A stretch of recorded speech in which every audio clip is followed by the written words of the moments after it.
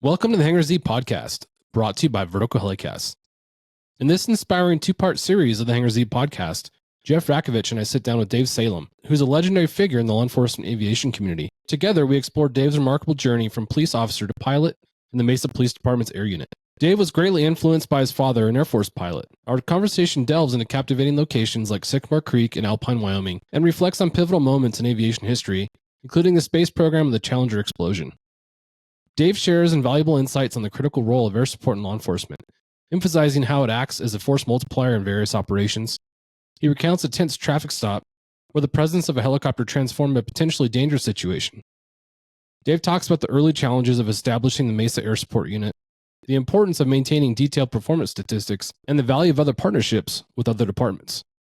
As this episode progresses, Dave discusses his transition to MD helicopters and shares advice from his experience as a senior demonstration pilot at Bell. His passion for helicopter flight training shines through, particularly regarding auto rotations and emergency procedures. With a vision to mentor the next generation of helicopter pilots through his company, Eagle West Helicopters. Join us for this engaging conversation that highlights the importance of collaboration, training, and the passion that drives the law enforcement aviation industry. Thank you to our sponsors, Robinson, Garmin, and Anodyne Electronics Manufacturing.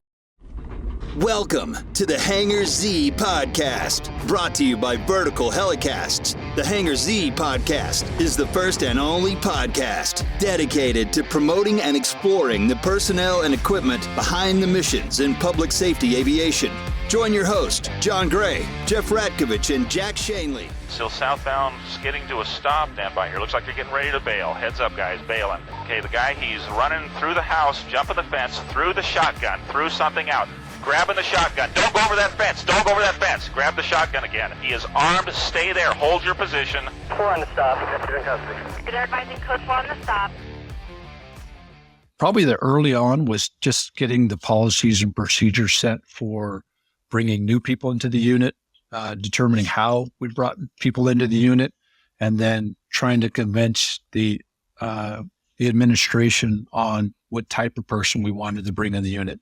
All they looked at is they said, oh, if somebody has a helicopter license, they need to be in the unit. And we're like, no, we need to first to see if they're a good police officer and a good tactical flight officer.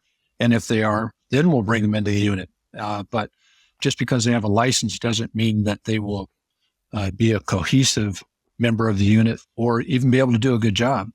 And so, because we had some guys that we brought in at the request of the department that just didn't work out. And it was unfortunate because they were rated pilots, but it just didn't work out. So what we decided as a unit was what was the best way that we could ensure a full-time member is a good member. So we started up a part-time pool of TFOs. And the way we selected those is we actually put on a scenario. It was an armed robbery scenario. And we had a couple of officers in an area that would simulate robbing a bank. And we would put the candidate TFO into the right seat up front. And it was a very easy scenario. But what we would do is we would tell them, okay, you're going to get a call. And nothing fancy, just respond to the call, and we'll go to the area and then just work the call. Work the call like you would if you were a patrolman on the ground, but you're doing it from the air. So what we'd have is when the aircraft would arrive on scene to this pre-designated location, undercover officer would just walk out from a bank, and he would get into a car. And dispatch, while we're heading there, would start giving a description. Suspect just robbed a bank at Stapley and Southern, and he's last seen wearing a bright red hat and a blue jacket and getting into a green car, right? So, you take your notes down and you arrive on scene, and first thing you should see is a guy walking out of a bank with a red hat, right? So, guy would get in the car and then he would drive away. He would drive away down some major streets. And then we would see how this guy worked the call. How did he communicate with other officers? Did he know the area? How well was he able to articulate, but not sit on the radio and talk too much? And we would score him, a 1 to 10, all these different criteria. And we would typically have a pool of 15 to 20 of these candidates. And then we would take the top 5 out of that pool, and then we would start training them to be a flight officer. And so it was a really good way to kind of see how the officers reacted. And I know some great officers that were amazing police officers, but just couldn't do it from the air. You guys have probably seen that. It's not that they're bad officers. They just had a tough time articulating what they're seeing, knowing the area, and then being able to deal with it in a timely manner. So it was a really good way to assess people. But we took those officers, those 5 or 6 guys, however many we wanted to make in a pool, and then we would start training them. And we would put them up front. We'd put the training officer in the back, and then the pilot, all his job was just to fly. That way he wasn't, because in the old days, the pilot was doing all the training. And we just realized that the pilot had too many other things to deal with, especially on, emergency calls. So we thought, let's take the strain off the pilot, and let's put a training guy in the back that if he had to get on the radio, he could jump on the radio and take over the call, but he's also documenting strong points, weak points of the candidate. And so we started doing that. And then the only way you could become a full-time member is if you were a part-time member. And the part-time member by policy had to work at least 1 day a month from their normal job out at the air unit. And you couldn't become a full-time member unless you were a part-time member. So that eliminated the department going, oh, you're going to take so-and-so. Well, no, we cannot, because he hasn't completed the part-time program. So we can't make him a full-time member until he becomes a part-time member. So it helped the unit a lot, and they still do it that way. And it's a really good way of assessing people. It's a really good way of documenting people's strengths and weaknesses. And if you have a guy who just doesn't do well, it's a way that you've articulated that the department now is behind, that goes, okay, this person didn't make it, so we're going to wash them out. So it covered our butts, because a lot of times the department would go, no, we're still taking that person. But yeah, it worked out pretty well for us. And like I said, I think Mesa still does it that way. Yeah, I think that's a lot of agencies are doing that. Mine did that. And, in addition to looking at their ability to do the job, you kind of get a sense for who they are as people, right? Is this somebody you want to sit next to you for a long shift or a long flight? Because 2 people inside of an aircraft, it's a confined space, and if it's someone who is difficult to get along with, it's going to be hard to come up with some good CRM, and it to be effective with these critical incidents that are taking place. Jeff, you guys did the same or similar, right? Yeah, we had a relief TFO program. That's what I was involved in, prior to getting selected full-time for a pilot trainee spot. Unlike, it wasn't a guarantee, or it wasn't a prerequisite, because for the pilot trainee, because it leads to a promotion, because, police pilot was a rank at the department, it had to be open to everyone. But generally speaking, the majority of guys that got selected were either in the relief TFO program, or like Dave said, guys, we would have guys that would show interest, and we'd say, hey, come fly with us, and then they would come in kind of on their own time, and come out and, go flying with us and start learning, and sometimes take them up in the front seat and let them, work the camera, work a call and stuff.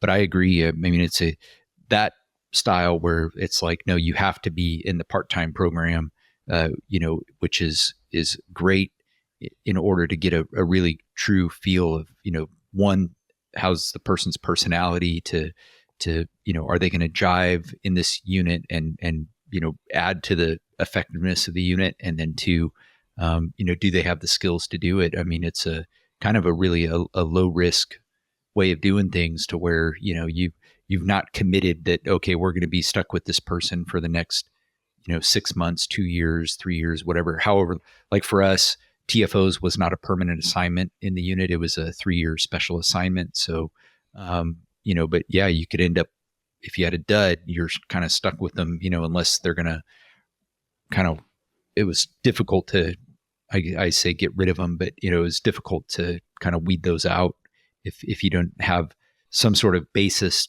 to bring them in to the unit, through a relief program. I think it's a great idea. Going back to the early days of the program, when you joined, a lot of agencies, once they get the program off the ground, that's when the real work starts as far as proving your worth within the city so you can grow and become the program that you ultimately became.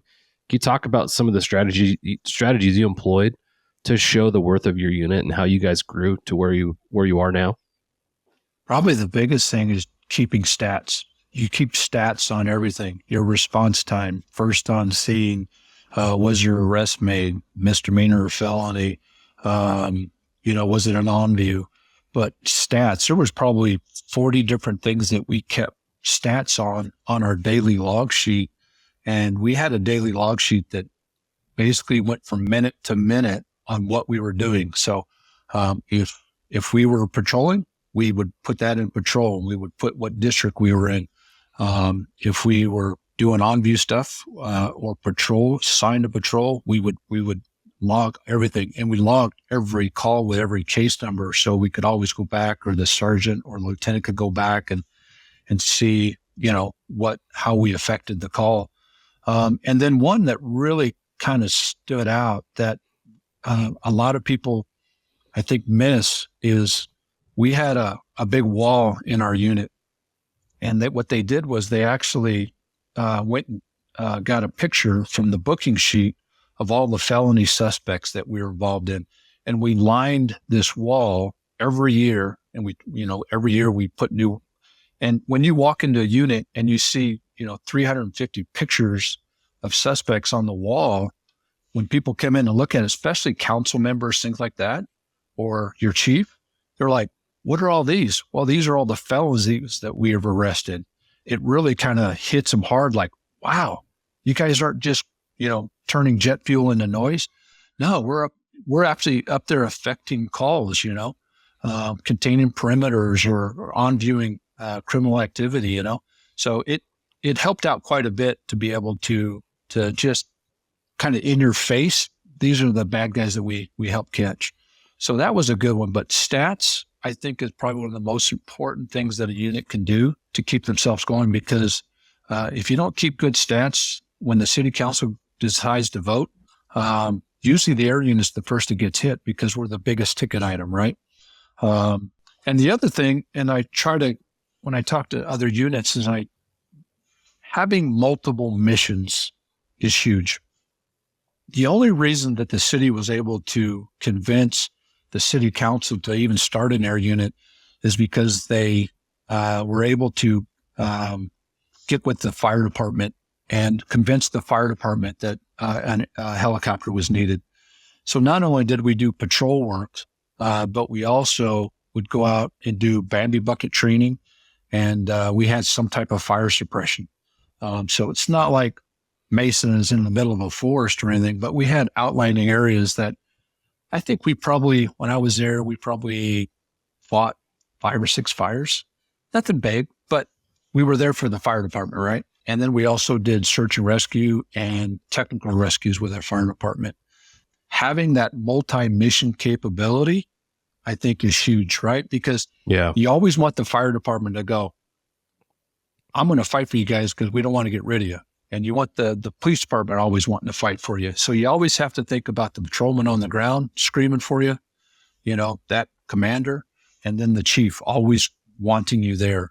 You just have to be invaluable and show that you're willing to do whatever it takes. I mean, simple little things like when the weather was bad and the officers on the ground are getting hammered with alarm calls, we would go grab our patrol truck. We had a truck with lights on it, with a fuel truck, and we would go clear burglary alarm calls to help these guys out on the streets because they're running from call to call to call. So little things like, hey, Air 3, show us, on scene of this burglary alarm call.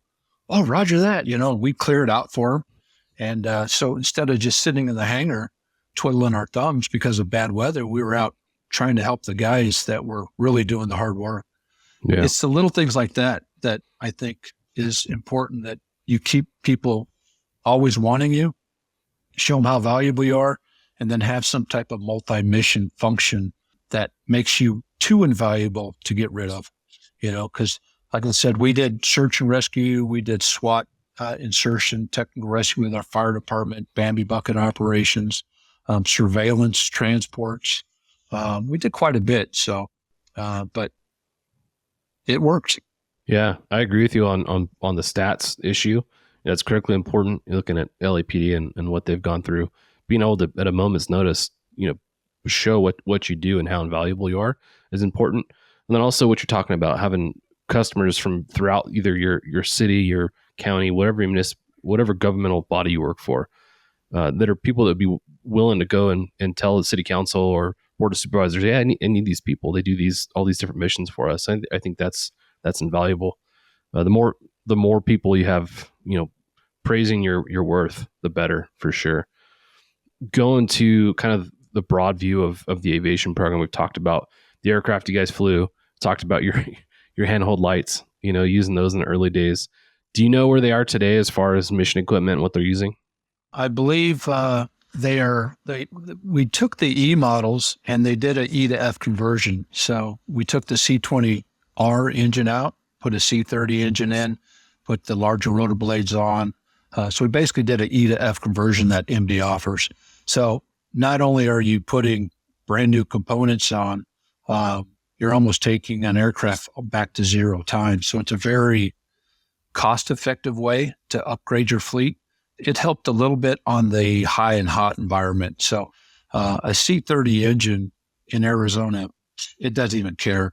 I have never been able to temp out, even and get an engine into the yellow, even doing flight tests at MD. The hottest I've flown it, probably 118 degrees at 3,750 pounds, which was the max gross weight of a military aircraft.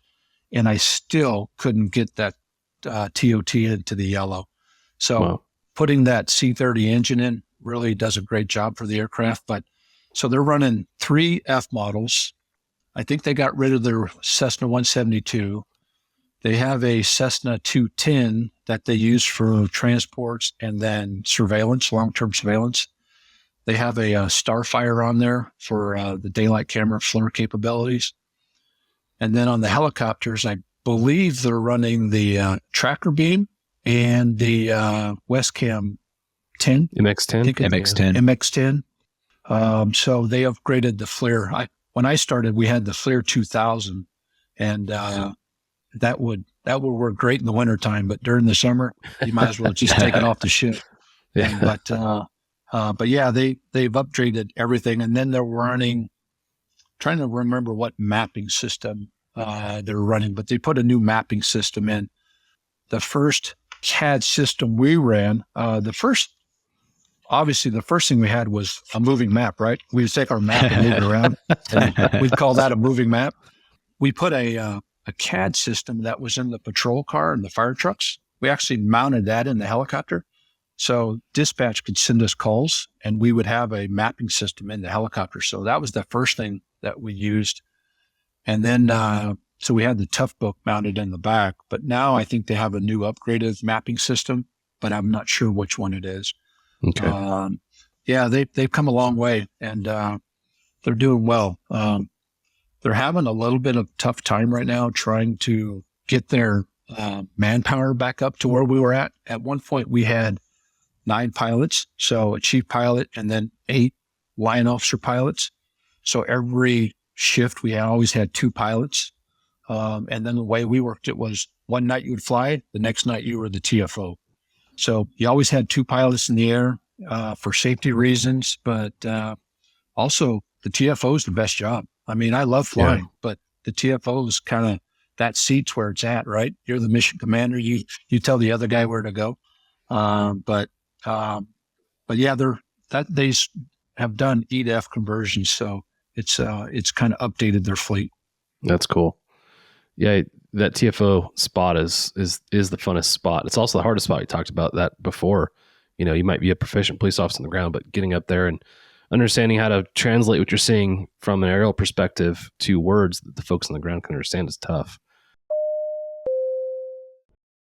Thank you to our sponsor, Robinson Helicopter Company, the choice for unrivaled safety and reliability so you can accomplish any mission with confidence. For more than half a century, Robinson has been at the forefront of the helicopter industry. From the R-22 to the R-66 turbine, Robinson makes helicopters accessible so more people can accomplish more missions. Climb higher. For additional information, visit www.robinsonheli.com. Oh, absolutely. And you have an active shooting situation or, an armed robbery situation going on and those high priority calls. I mean, you have to be willing to, you have to run the show from up there. But you also have to sit back and be careful what you say on the air because the guys on the ground need to talk, Yeah. We've spent quite a bit of time talking about your law enforcement portion of your career, and there's a big portion of your career that I want to get to that followed your retirement in law enforcement. Before I do that, you earned quite a few awards while in aviation, and if you were to look at those different awards, people say you won awards. Those are things that you don't win; those are things you earned over the course of your career because of your expertise and your ability to do the job. Of those awards, what's the one that kind of sticks out as the most impactful that you could talk about? The life-saving is kind of always the one that hits you the hardest. I mean, that's the one that's our duty, right? Is to try to save life. I was awarded a couple life-saving awards, but probably the one that is one that sticks out most to me is me and my flight officer, Steve Berry, were involved in a pursuit that went into Phoenix, and it ended up we catching the guy at Sky Harbor. The bad guys loved to go to Sky Harbor Airport and get underneath the terminal where they couldn't see us or we couldn't see them. But they didn't realize that we could talk to the Phoenix guys. So they were always there waiting for him. But we just finished up a pursuit at Sky Harbor at night. And I looked off to the north and I see this fire going. And I told Steve, I said, hey, let's go be nosy. So we just kind of cruised up there and we weren't in a hurry. We just thought we'd going to go see a structured fire. Fires are catastrophic, but they're kind of cool to watch, So we went up there and Steve had just gotten LASIK surgery. So this guy could see a quarter from a mile away. He had amazing vision. And we came on scene and he lit up the building. It was an apartment building that was on fire. He looks down with his naked eye and he goes, there's a lady on the balcony. I go, nah, no. He goes, no, there's a lady on the balcony. And we're like, oh shit, what are we going to do? So I said, start talking to Mesa Fire, because we didn't have Phoenix Fire or Scottsdale Fire channels. And we weren't sure exactly if we were in Scottsdale or Phoenix because we saw both trucks arriving.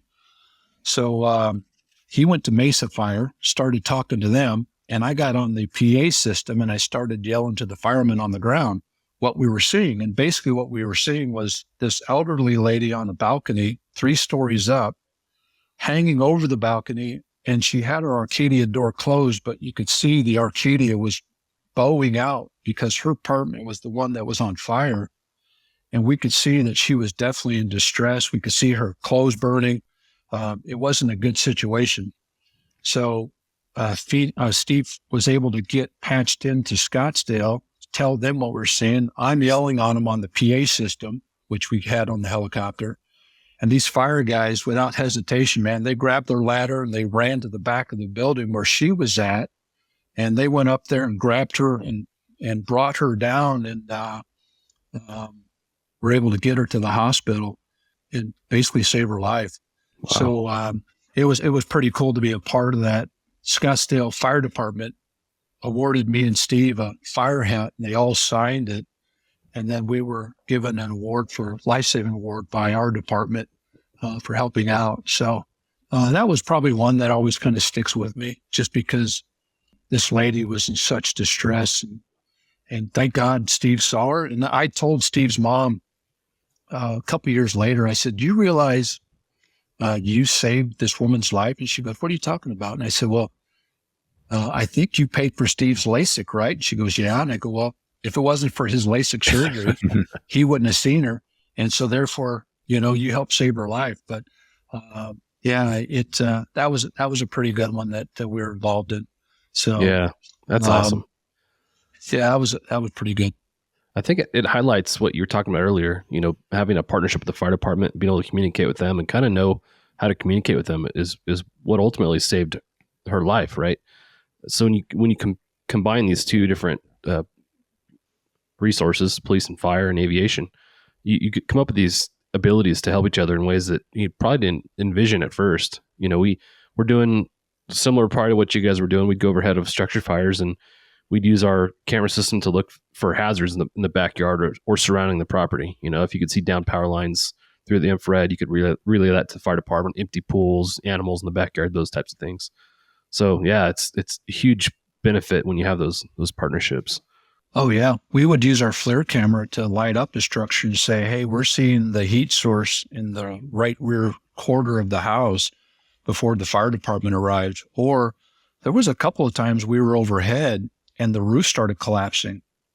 And we put out a kind of I don't know what they call it, but we kind of put out a mayday that the roof's collapsing and the fire department was able to pull their guys off.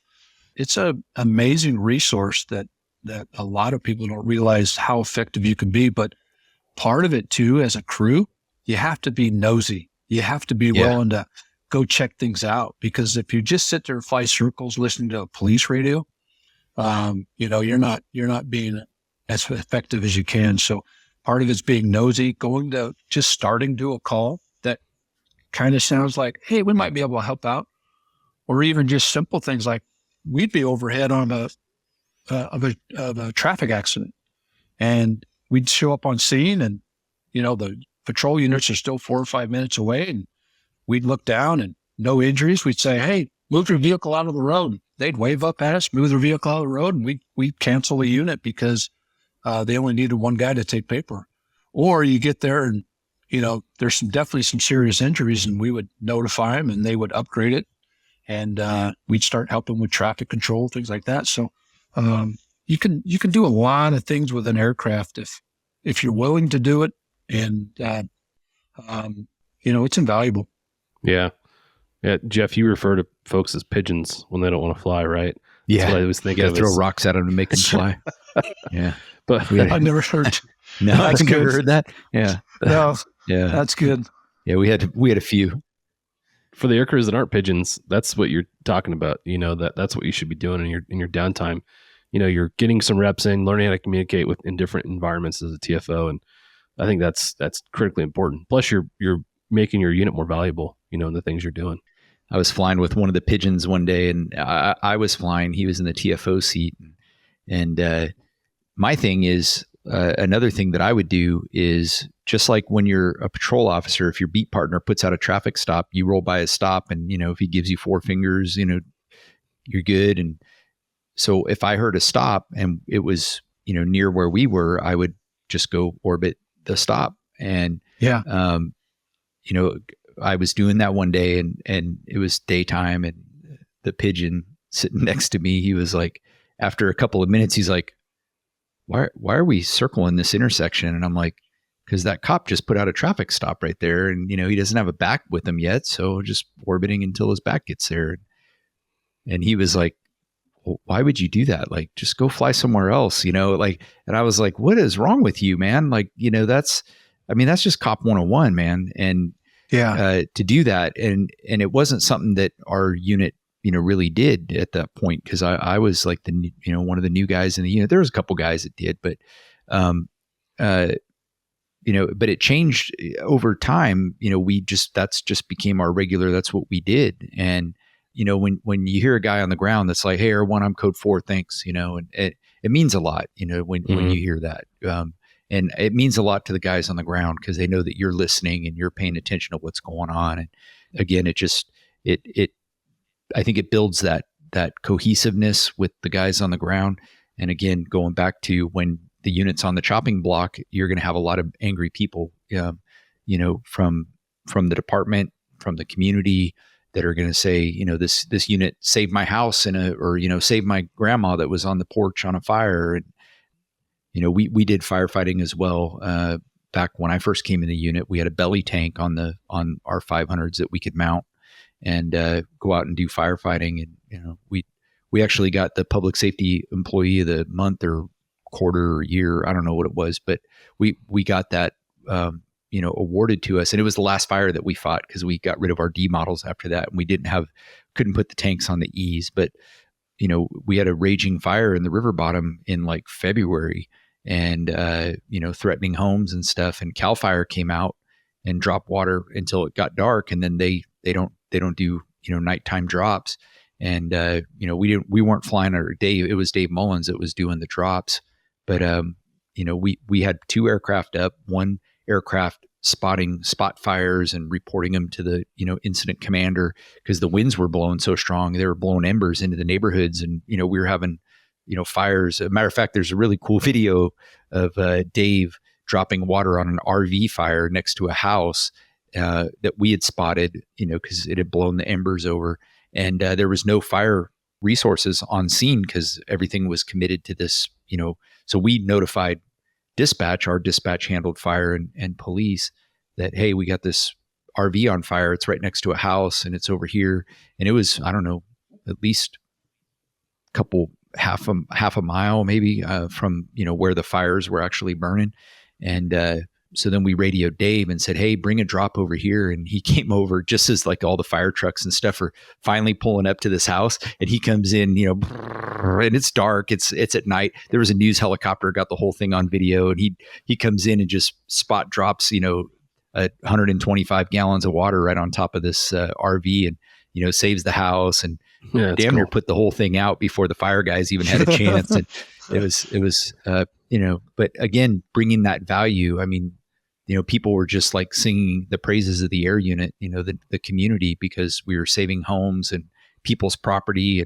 And it's pretty unique for police officers to be in that position. And when you can do that, I mean, what a rewarding, not only is it great for the unit, but it's rewarding on a personal level when you're involved in those kind of incidents, because cops don't always get to do that kind of stuff, Right. And again, I think it's why the department ended up getting new aircraft, and now they've got H-125s, and guess what they're doing? They're doing Bambi bucket stuff now. So they're back in the fire business. And even in that interim between the time that we got rid of the fire assets, being able to do firefighting, the Churchill systems came out. Well, that allowed us to do fire mapping, and that became a big part of what we did when we would have a big brush fire, that our city was fire department was responding to, is going out and initially sizing it up with the mapping system, because you could tap, around the image and give them an acreage count, or go out after a burn and map it for like historical, data that they track. And so, finding ways to add value in ways that you wouldn't necessarily think. I know John's unit, was doing a lot of stuff with their with the urban development, people and stuff like that. There's just ways that you really don't think about until you sit down and start talking to people that, we would go around and take aerial photographs of construction projects in the city and all sorts of stuff that, the city projects that people don't really think about. And it adds that, not only just the cohesiveness of the police department, but, interoperability with the fire department and other city organizations and stuff that just makes it real hard to say, yeah, we're going to do away with that. But if all you're doing is flying around, like you said, making noises, turning jet fuel into noise and flying around in circles around the city, might make a better argument for, we could probably spend that money more wisely. Yeah, absolutely. Going back to your career, Dave, you decided to retire from Mesa PD. Can you talk about that decision and then where you went from there? Thanks to our sponsor, Anodyne Electronics Manufacturing. a leading manufacturer of trusted special mission avionics for law enforcement, aerial firefighting, and utility operators. Visit www.aem-corp.com and learn how AEM's digital communication and loudspeaker systems, avionics consoles, radios, and specialty audio products can support your most demanding missions. Yeah, in 2009, I was coming up on my 20 years, so I decided that it was time to do something different. But Arizona DPS had an opening, and so I applied and I got selected for it. I was going to be a rescue pilot out of Kingman, and had my start date and everything going. But I was also talking to MD Helicopters. They heard that I was leaving, and I was a customer there, so they had an opening, so they decided to call and see if I was interested. And so I had a meeting with Nick Page and Dwayne Williams, who is a huge mentor of mine. Dwayne was the chief pilot of Bell Helicopter and was there for like 32 years and chief test pilot on the 407. The guy's amazing. His flight suit's in the Smithsonian.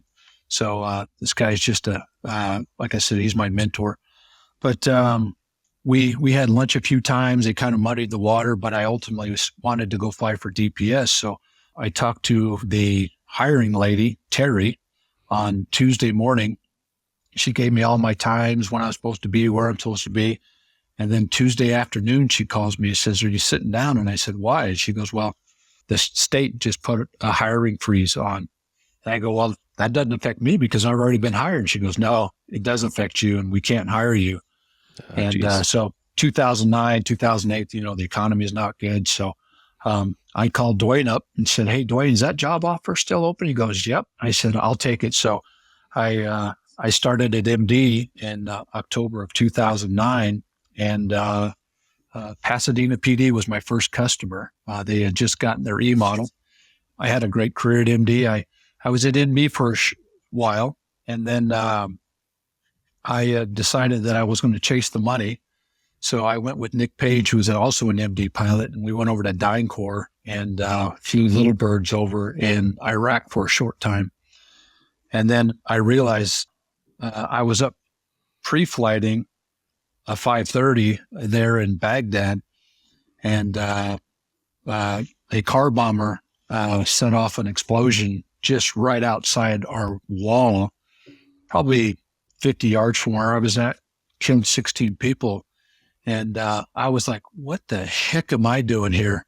I just survived 20 years at the police department. Now I'm over here chasing the dollar. So I called Dwayne back and I said, "Hey, Dwayne, is that position at MD still open?" He goes, "Yeah." And I said, "Well, I'll take it." And he goes, "Come on home."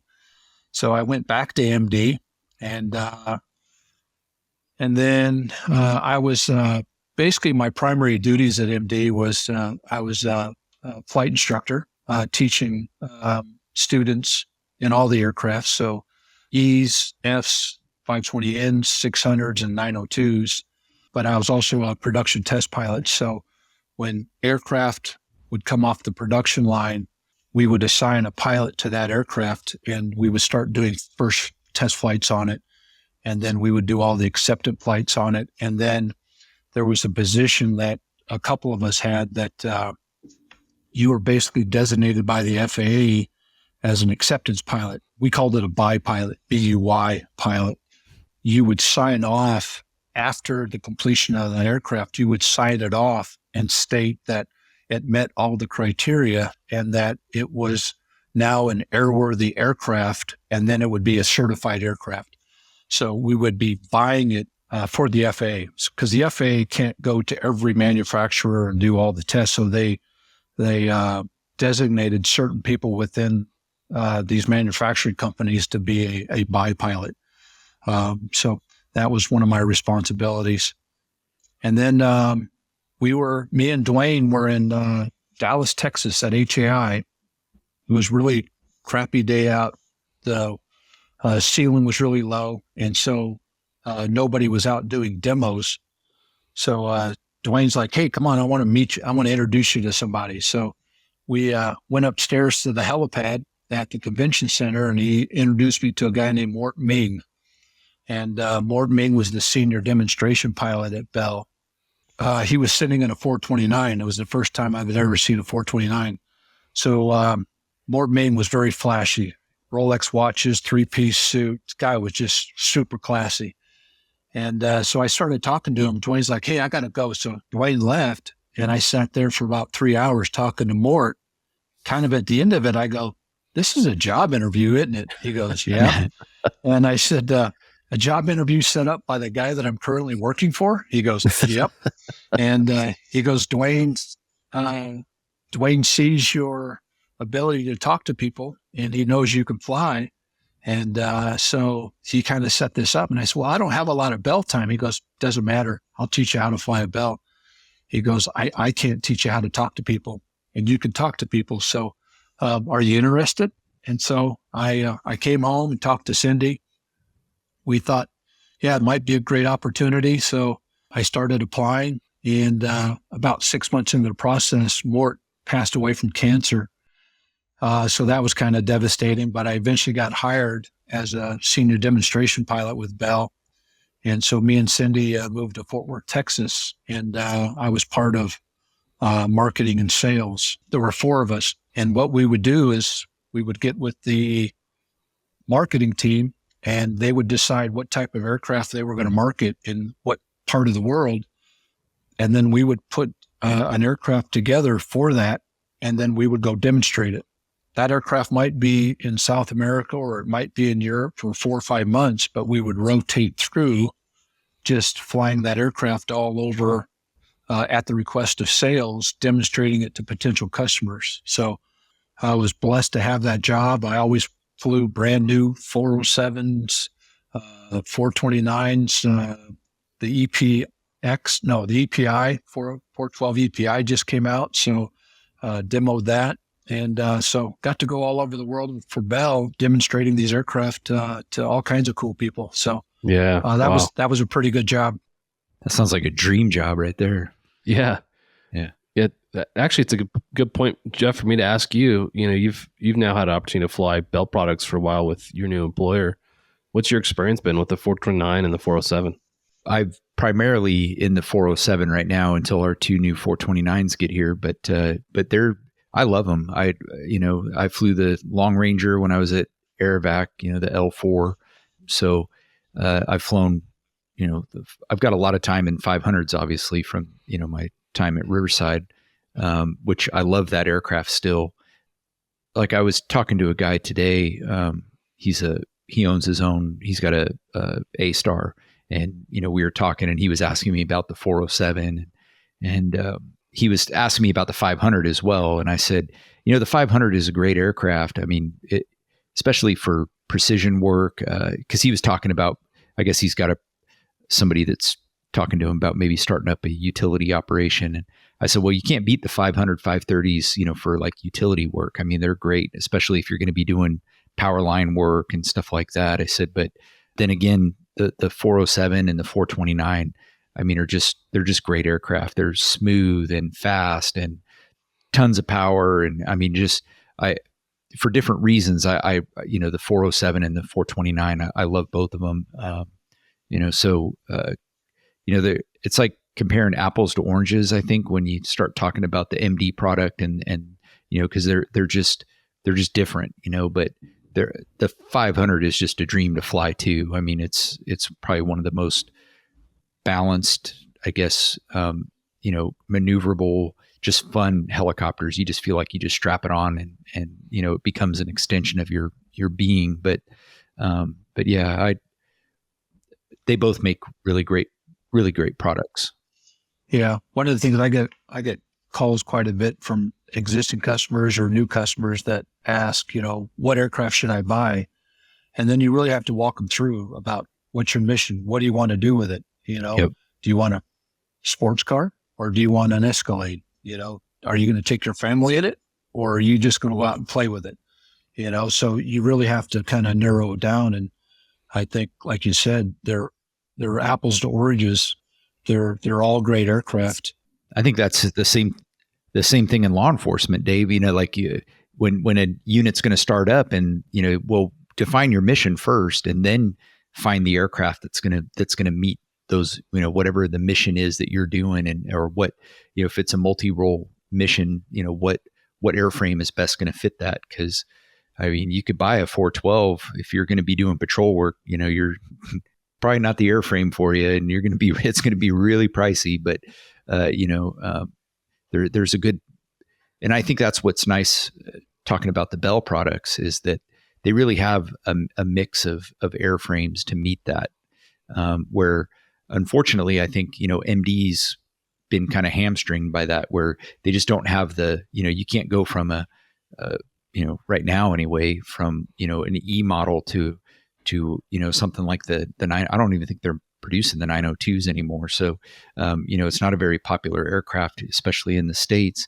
But you just don't have the multi-mission, kind of.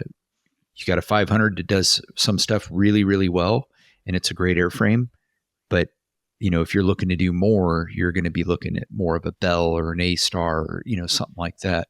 And I think Bell just really covers the gamut with their airframes and what you can do with them, and what they offer. So a helicopter, to me, a helicopter is a helicopter. They all fly pretty much the same, and but the Bell does definitely make a great product. 407 and the 429 are dreams. You brought up earlier strapping on an MD, and I think that's what I hear most everybody say. You truly become one with the aircraft, and you think about precision flying as it pertains to pursuits. I don't think there's probably a better platform for flying a pursuit in a tight area than an MD. But going again back to your career, Dave, you've got all this experience that you've garnered from law enforcement. You go to MD, you go to Bell, and you have some time overseas. And you take all that and you come up with a new company. Can you talk about the company you founded and how you're using all that experience that you built to better the community that we're part of?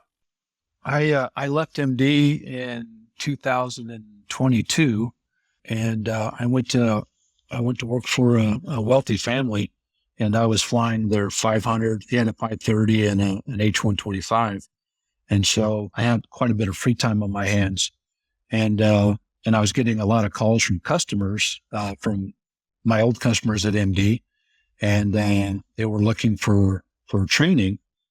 And so I decided, you know what, I'll start up a company, and I named it Eagle West Helicopters. People always ask me, why Eagle West? And I named it Eagle West for mainly two reasons. One, my dad loved eagles. So I had to have eagles in it somehow, right?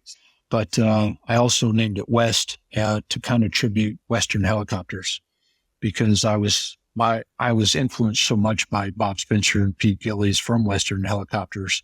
And again, they are the ones who who I kind of emulate. My training style, my philosophy of training, really came from those two guys. So I thought, you know what a great way of paying tribute to Western helicopters. So I called it Eagle West.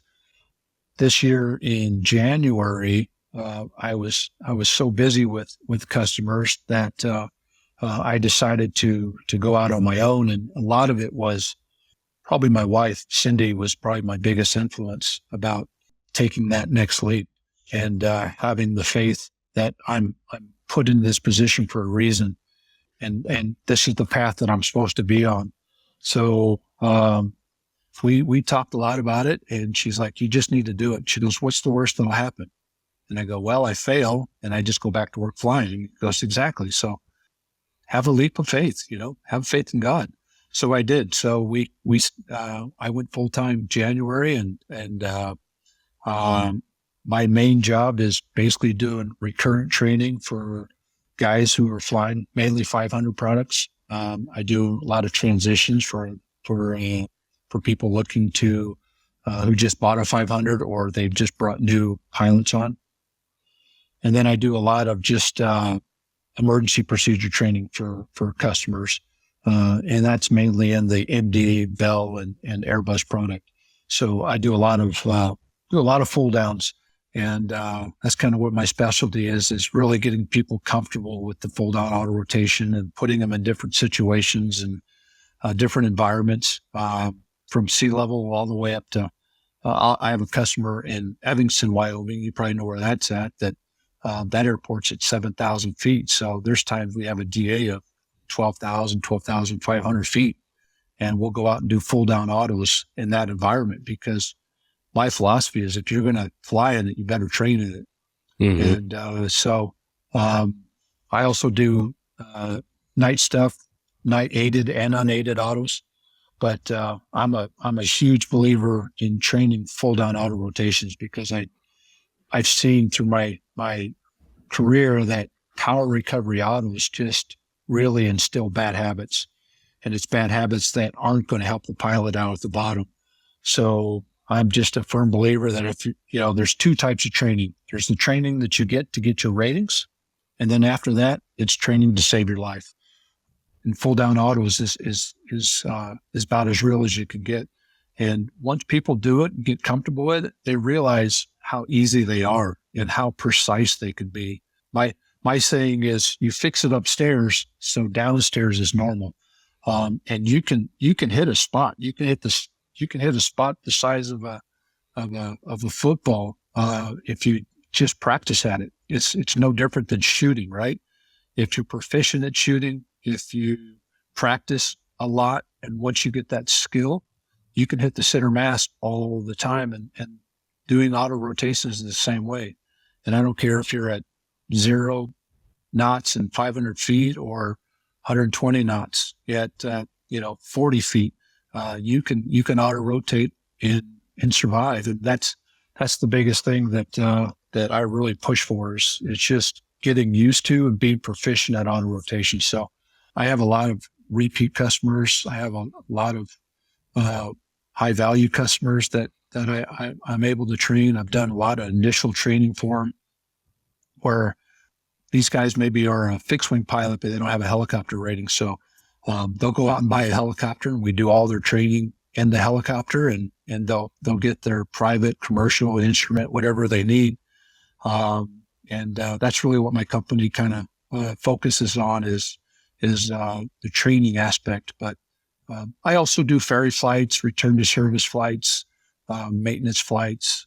I'll get calls from customers. Man, we have this issue with this helicopter. What do you think? And I'll try to help them out. And if I don't know the answer, I usually know somebody who probably knows the answer. So try to help them out. I just got called Friday. We have a fire out here in Southeast Arizona. One of my customers, his ranch was within the TFR. I had a guy fly me out there, and we picked up his helicopter and then flew it back to Scottsdale. So yeah, I get all kinds of requests from customers, but and then I do a lot of where someone just has questions, just like we were talking about. What is the best aircraft for me? Can you help me find an aircraft? And I'll walk them through it. We work through what they want to do with it. What do I think the best? And then try to help them inquire or secure a helicopter. And then I typically do their training in it. I guess you can say approved by insurance companies to do factory alternate training because of my background and my resume and all the training materials that I've put together. The insurance companies have kind of blessed me to go do recurrent training for insurance or initial training for insurance reasons. So I get some of my customers from these insurance companies. So it's been good. I've been busy. When I think about training, when you go train somewhere and the person you're training with has a true understanding, has done the missions that we do on a daily basis, I think that makes the training that you receive so much more valuable. I think of yourself, Dave Salem from SR3, doing the flight instruction, actually teaching the mission and not just, the basics of flying. I think that's where you find this added value, and that comes from your background. So I think that's great that you're able to add that. For folks that want to use you in law enforcement, are you traveling to them or are they going to you? What does that look like? Thanks to our sponsor, Garmin. The Garmin GI-275 digital flight instrument is now approved for MD-500 helicopters, giving operators the ideal upgrade option for replacing obsolete mechanical gauges with reliable solid-state electronics. Get details at garmin.com/GI-275 heli. Right now, I don't have my own aircraft. I'm in the process of I put a business case together, and I'm looking at purchasing one. But right now, I typically travel to the customer, and I've traveled all over. So, again, law enforcement, utility, private is typically my biggest customers. And you're absolutely right. If someone's done the job, then typically you have a better understanding of where their needs are. I used to put police guys, I still do. I put them in a particular orbit, and then I fail the engine at different spots, and I kind of show them, here's what you can make, here's what you can't make. So if you're in a 500-foot orbit at 60 knots, here's what 500 foot looks like versus 800 foot. You guys have these nice cameras now. Go up another couple hundred feet, and it'll give you a lot more options. So you try to relate what they're doing and put them in those situations and scenarios to make it as real as possible. Things like failing a governor. It's not just engine failures that'll get you, but try to make it as real as possible, because as law enforcement, as well as I do, the best training we've ever received is that real world based scenario training, right? Sims training, doing those training where we're going after a active shooter with simunition, or doing Hogan's Alley, that type of stuff that really kind of gets your blood pumping is what I try to do. I try to make it as real as possible. Utility guys, I'll put them in a hover like they're working a power line, with their head stuck out the door with the helmet on, looking at a long line, and I'll fail the engine. And not only do they have to get away from the power line, they have to get their head back into the cockpit with a helmet on. And some of these guys have a tough time. So now you're at zero airspeed, you're falling, you're trying to rotate at least 90 degrees, you're pushing the aircraft away from a power line while trying to get your head inside to look at where you're going to go, trying to manage RPM, trying to manipulate the collective. Again, my theory is if they've seen it, they won't hesitate when something happens. If you've never seen a situation or never been in that situation, you have to process it, and that just takes time away from your ability to live, right? So I try to make it as real as possible, try to put them in the scenario as best I can. There's limitations of what I can do, right? But I try to do the best I can, and I think that's why I've been able to have a lot of repeat customers and guys that keep coming back because they enjoy the training they give, or they get. That's awesome. Yeah, it adds so much value in the training and the overall goal that we have of becoming better pilots. It's great that you can do a 180 auto or a straight in auto, but that's probably not going to happen straight into an airport. It's probably going to happen orbiting a call. So the fact that you're training to that is great. I had an old test pilot, Rich Lee, who is the god of the 500. Rich is an amazing test pilot from McDonnell Douglas, Boeing. And he was also DP. Now, he always told me it's better to do an okay auto to a great spot than do a great auto to a really bad spot. And I've carried that on, that I've had other training where your airspeed's always exactly the same, your altitude's always exactly the same, and they don't care where you land. And it's like, that's not real world. Real world is, I'll try to put you in every airspeed, in every altitude, and your goal is to hit that spot. That spot's the only spot that's going to save your life. I don't care if it's in the middle of an intersection or in the backyard of somebody's house or in a cul-de-sac or in a group of trees. If you can't make that spot, I don't care how good the auto looks upstairs. It's downstairs that matters, and you have to be able to put that aircraft in different situations to be able to walk away. Of all of the people that I know that I've trained that's had emergency procedures, knock on wood, they've all walked away. And to me, that's, as my wife says, that's why you were in the position you're in. That's your job is to help people, give them all the tools they can. So if there is an incident, they can survive. And that's what I've always kind of lived my training career by. I was just going to say that, Bob Spencer, I just commented on something that he posted the other day on Facebook, but you guys like you and Bob and Pete Gillies, you'll never know how many lives that you've, saved by providing the training that you guys provide to all of us, and, the lives that you guys have touched. And, I've said the same thing to, like I said, to Bob, but it's, that's really inspiring to know, that the tools that you've given guys has most likely saved lives, and that's something to be really proud of, Dave. And that's it's really cool. I mean, it's a really noble thing that you're doing and continuing to do, for the industry. And I've never flown with you, like I said. I've watched, like, when I watched the chopper guy video, that's a really well done. He did a really good job with that video, demonstrating your guys's, those, watching you guys do the autos. It brings, and I can see where you, like you said, you try to model yourself after Bob and Pete, because it's very similar to, the training that, because I did years going to Bob and Pete for all of my, recurrent training. But you definitely are someone that would be enjoyable to fly with and train with, and your training style, seeing it on that video, I was like, man, I wish I had that opportunity to fly with you that time when, Mike wasn't bad. Mike Zale was, he was fun. He just liked to make fun of me because I knew how to make left-hand turns, and I was a police pilot. So, yeah.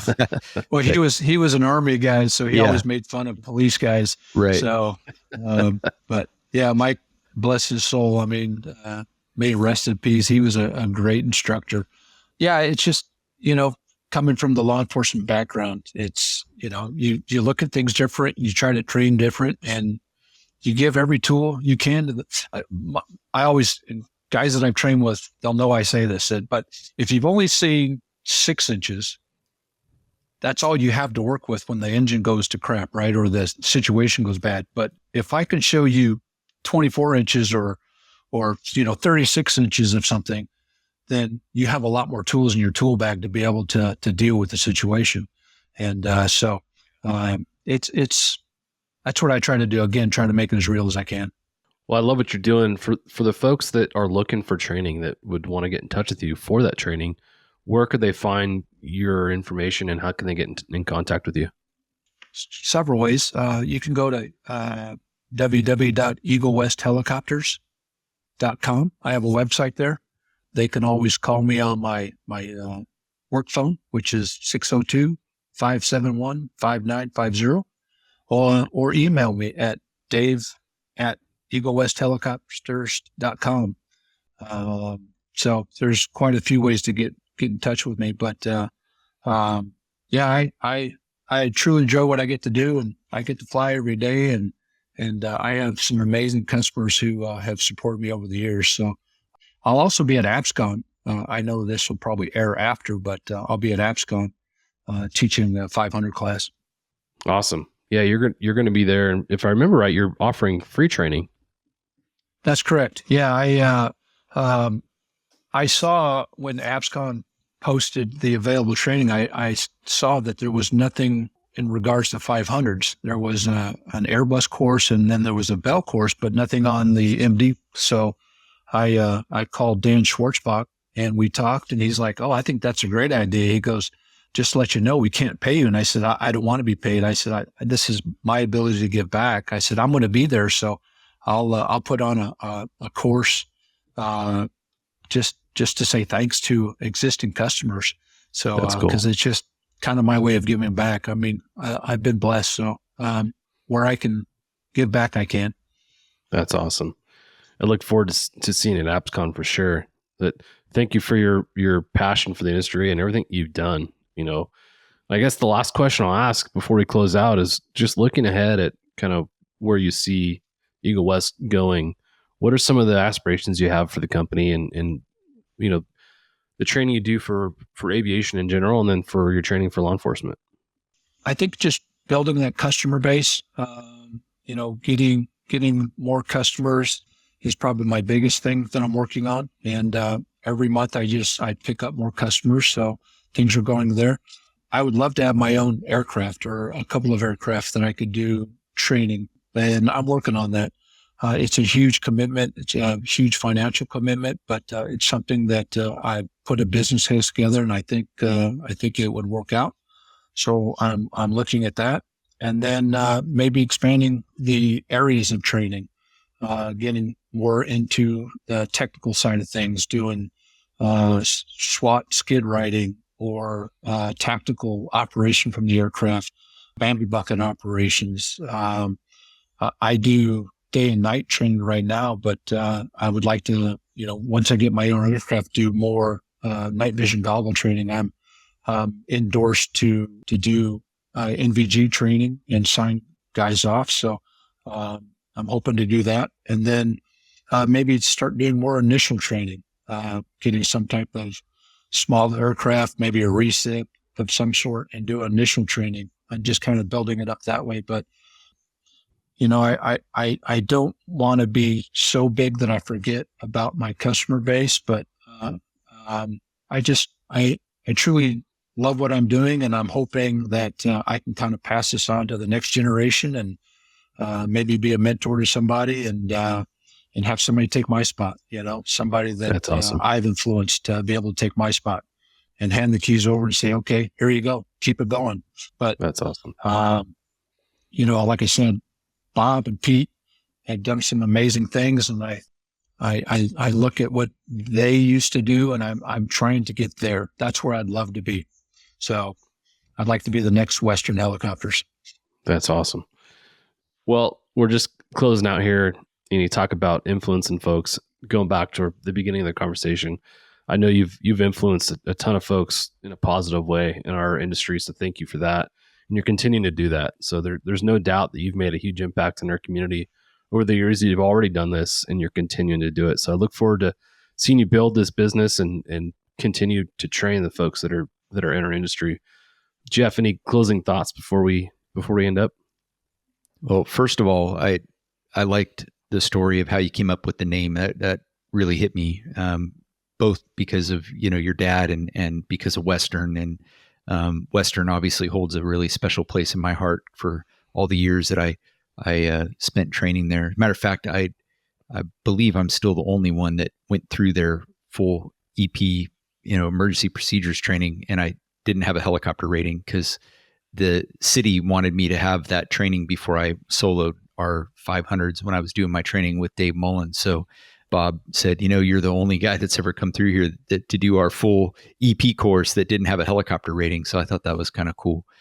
You're really filling that gap that, Western has left once they, went out of business, and carrying on that tradition. So I think that's just really cool. It's really special. And I think you're the perfect person to do it, Dave. And really hope to see your business grow and continue to keep doing the great things that you're doing, because you're really making a difference in a lot of people's lives for the positive. So I appreciate that. I really do. It means a lot to me. So, but yeah, we'll see where next year brings. So, Yeah. All right. Well, any closing thoughts, Dave, before we head out? No, I just say keep doing what you're doing. You guys have a great show. I really enjoy listening. I think you're also kind of making an impact with bringing a lot of different people that's in the industry, from doctors to business owners to leaders in the aviation industry, and giving us a voice. I think you're just making the industry a better place. So keep up the great work. I'm so happy for you and how it all started. And Jeff, you're over in Tennessee now, right? yes, sir. Yep. Yeah, I love Tennessee. My daughter probably will going back there. They lived there for a while. So Tennessee's a great place, just too many tornadoes. But but yeah, thanks for what you guys do too. You really do. I Appreciate it. I think you're helping the industry. So That means a lot. Thank you. It's that saying, it takes a village, and it's true. So we're all doing our own part in our own way, and we're blessed and thankful to do our part in the way that we can. So until I thought it was every village has an idiot, and I thought that's who I was. So. Takes a village to raise an idiot. I don't know, something like that. So, well, until Ops gone and we get a sip with some sliders, We'll see. That works. Catch you later. First one's on All me. right. Yeah. All right. Sounds good. We'll catch you guys later. All right. See you, boys. Have See a ya. great day. Thanks for joining us for this episode of the Hangar Z podcast. Don't forget to like and subscribe to hear more stories that promote the personnel and equipment behind the missions in public safety aviation. Lastly, stand by for a message after a word from our sponsors. Cheers. Thanks to our sponsor, Garmin. The Garmin GI-275 digital flight instrument is now approved for MD-500 helicopters, giving operators the ideal upgrade option for replacing obsolete mechanical gauges with reliable solid-state electronics. Get details at garmin.com/GI-275heli. Thanks to our sponsor, Anodyne Electronics Manufacturing, a leading manufacturer of trusted special mission avionics for law enforcement, aerial firefighting, and utility operators. Visit www.aem-corp.com and learn how AEM's digital communication and loudspeaker systems, avionics consoles, radios, and specialty audio products can support your most demanding missions. Thank you to our sponsor, Robinson Helicopter Company, the choice for unrivaled safety and reliability, so you can accomplish any mission with confidence. For more than half a century, Robinson has been at the forefront of the helicopter industry. From the R-22 to the R-66 turbine, Robinson makes helicopters accessible so more people can accomplish more missions. Climb higher. For additional information, visit www.robinsonheli.com. As we conclude this inspiring episode of the Hangar Z podcast, we want to extend our heartfelt thanks to Dave Salem for sharing his remarkable journey and invaluable insights in the law enforcement aviation community. From his beginnings as a police officer to becoming a pivotal figure in the Mesa Police Department's air unit, Dave's story is a testament to the impact that passion, dedication, and mentorship can have on the future of aviation. We've heard about the critical role air support plays in law enforcement, how it serves as a force multiplier in operations, and the importance of collaboration between departments. Dave's commitment to training the next generation of helicopter pilots through Eagle West Helicopters is truly inspiring and reflects the spirit of innovation and growth within our industry. Thank you for tuning into this episode, brought to you by Vertical Helicasts. We hope you found our conversation engaging and insightful. If you enjoyed this episode, please subscribe, leave us a review, and share it with others who appreciate the incredible work being done in aviation and law enforcement. Cheers. Time to close up the hangar. Thanks for joining us on the Hangar Z podcast, brought to you by Vertical Helicasts.